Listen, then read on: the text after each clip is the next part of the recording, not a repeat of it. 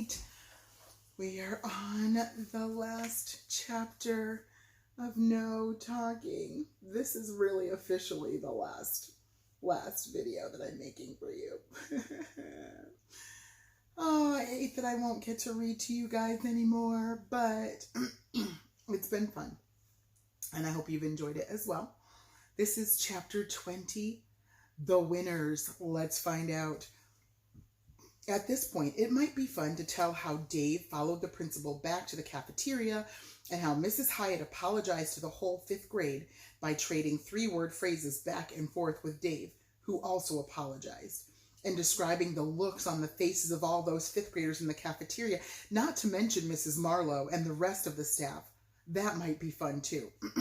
Or it might be interesting to tell how Mrs. Hyatt called an all-school assembly 5 minutes later by chiming the school intercom and then saying, "Everyone, auditorium, hurry," and how all the teachers in every grade were given 5 minutes at the assembly to explain the new no-talking rules to their students and how loud and confusing it was as they did that, and then how completely quiet it got when the principal announced, "Silence starts now."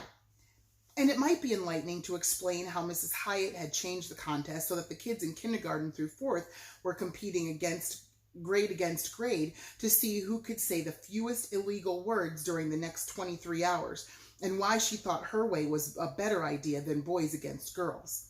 And it might be thought-provoking to explain how Dave felt about all this, how he felt that he was sort of like Gandhi, and how Mrs. Hyatt was sort of like the British Empire, and how he felt like there had been a great victory with liberty and justice for all, which included Mrs. Hyatt herself. And Mr. Burton, there's a lot that could be told about him because he went completely stratospheric. He spent the last 24 hours of the contest scribbling down notes, taking photos, and using a little handheld recorder to capture as many 3-word sentences as possible. He collected so much great material that he began thinking that he could not only write that paper for his human development course, he could practically write a whole book about the way the kids and teachers at Laketon Elementary School had changed the way they expressed themselves, changed their view of language itself, what it is and how it works, and how communication can take so many different forms. And speaking of human development, animal development, it might be nice if Ladies Behind wasn't right there. Of course, she has to make her debut in our very last photo. Oh, that was a quick one. Sorry, guys. Anyway, now she's settled, so we should be good.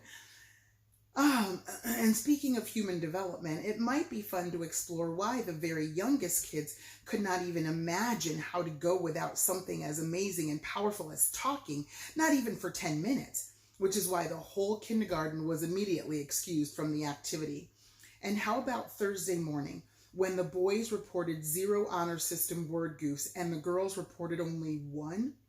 Telling how Dave and Lindsay reacted to that news would be revealing. And then it would certainly be fun to peek at the challenges Mrs. Hyatt faced as she kept to a strict diet of 3 words at a time. On Wednesday afternoon and again on Thursday morning, she talked with parents, with the superintendent, with the principals of other schools, with the electrician, maybe I need to start having a less word policy. Yeah, not going to happen. With the electrician who arrived to repair the milk cooler, and of course, with her teachers and with hundreds of kids, all of whom thought it was great to have a principal who just might be a little bit crazy. In fact, the story could jump a whole week ahead or even months ahead to see the way the 5th graders completed the school year as kinder, more careful talkers and thinkers. Because there's absolutely more to tell. There's always more. But as tempting as it is, it's not the time to tell about all that, because this is the time to jump right to 5th grade lunch on Thursday, right to that point when the original contest was coming to an end, right to that moment of truth when the boys and the girls were getting ready to compare their final scores. Because with all the goodwill and the happy vibes that swirled out of Mrs. Hyatt's change of heart, plus the excitement of having the whole school go quiet, you might think that somehow the 5th grade boys against girls contest didn't matter anymore. But it did. Remember when Dave stood up and shouted at the principal on Wednesday? Did you think no one was counting? Not true. Everyone was counting. Dave had said 30 words, grand words, brave and true. However, all but 3 of them were illegal. At 12:14, 1 minute before the end of the contest, the cafeteria was silent. Every 5th grader was watching the second hand on the big clock, and so were all the 5th grade teachers, and Mrs. Hyatt, and the custodian, and the school secretary, and the school nurse, too. No one wanted to miss this moment in the history of the Unshushables. Dave and Lindsay sat across from each other at the same lunch table, ready for the big tally. Dave dug around in his back pocket and found the crumpled sheet listing all the points against the girls. And Lindsay pulled her little red notebook and a pencil out of her backpack, and she bent over it, adding and scribbling away. Glancing down, Dave saw something poking out of the top of Lindsay's backpack, a huge permanent marker, a red one. And Dave had no trouble at all imagining a big L on his forehead, because he already knew the final scores for both teams, and he was sure Lindsay did too.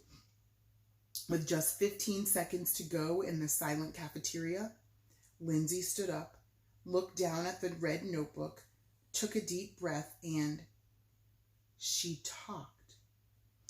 I have to say this, my whole opinion changed about boys. You really did the honor system great, and being quiet, also great. Everyone together, so thanks. And then the second hand pointed straight up, and it was 12:15, and the contest was over. A yell went up that nearly peeled the tiles off the floor. Kids jumped out of their seats and ran and stood bouncing face to face with groups of friends, and everyone jabbered faster and louder than human beings ever should, laughing and nodding and telling everybody everything they were thinking and feeling.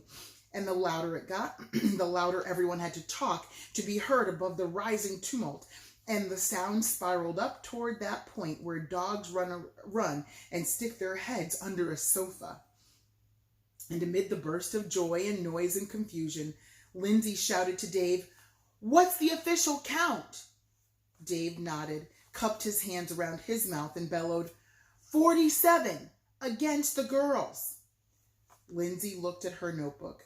She didn't try to talk. It was too loud for that. She turned the notebook around, and at the bottom of the page, a number was circled. 74 against the boys.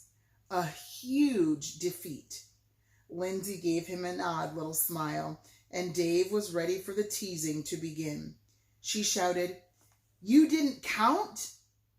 He was confused. "Count? Count what?" Lindsay yelled as loud as she could. "What I said at the end." Dave shook his head. "What?" The sound around them was deafening. Lindsay flipped a page and then turned the red notebook around so Dave could see it. And there was her whole little speech, written out word for word. The last word was thanks, and above it she'd written a number, 27. Dave nodded slowly as he stared at the speech and saw what Lindsay had done. He did the math in his head. 7 plus 7 and carry the 1. She had made the contest an exact tie. 74 points for each team. And their private war to see who got to label the other a loser? Also a tie. Her 27 words matched the illegal ones he yelled at Mrs. Hyatt. Was it all too perfect? Of course it was. Had Lindsay messed with the score against the boys to make it add up that way? Without a doubt. Would there be a big investigation? Not likely. Dave kept looking at the notebook. Lindsay's speech was filled with cross-outs and changes. She'd chosen those last words so carefully, making each one count. He wanted to say, "I owe you big time." He also wanted to say, "I guess I'm pretty much of an idiot, aren't I?" And most of all, he wanted to say what she'd already said. Thanks. But Dave and Lindsay just sat there grinning at each other in the noisy cafeteria, and neither of them said a thing. Not one word. The end. Was that great? I love that. I just think that's such a fun story, and I hope that you enjoyed it as well. Perfectly 10 minutes. It was just under 10 minutes. So, but I hope that you enjoyed the books that we read this year, third grade. I'm going to try to send a link to some of the books that we read this year and some other books that I think are just great, fun books that somebody sent me a link about those so that you can have some ideas over the summer, and you can know the authors' names of the books that I've read so that you will be able to look them up for yourself and find them on Amazon or when libraries open again someday in the future. So I hope that you enjoyed it, and I hope that you have a wonderful, wonderful day and a wonderful summer. And remember how much Miss Monroe loves you and misses you so much. I love you. Have a wonderful day. See you. Bye.